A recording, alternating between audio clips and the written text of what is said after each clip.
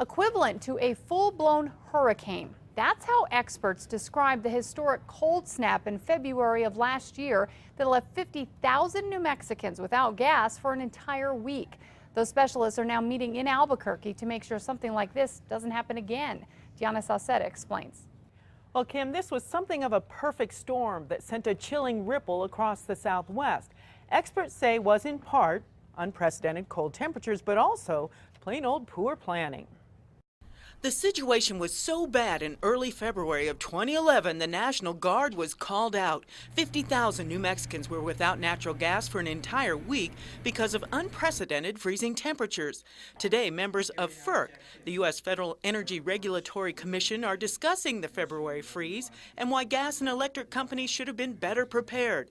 They said this was not the first big freeze in the Southwest and cited 6 between 1983 and 2010. A failure to adequately apply and institutionalize the knowledge and recommendations from previous severe winter events. Another factor was lack of planning and equipment maintenance. Missing or inadequate windbreaks, inadequate or lack of insulation, failure to have or maintain heating elements and heat lamps and instrument cabinets.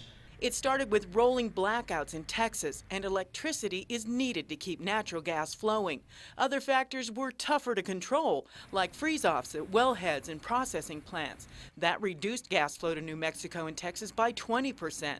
In addition, icy road conditions prevented crews from getting to production sites.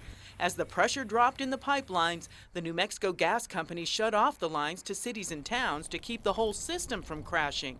The feds say power companies and gas providers have been working hard to be prepared. Reviewing the winter conditions from the previous year, insulation inspection, heat tracing inspection, operator training for emergency preparedness. They were having actual desktop or tabletop type exercises. Now, there have been other freezes, as I said in the story, but the freeze of February 2011 was the longest sustained cold spell in 25 years.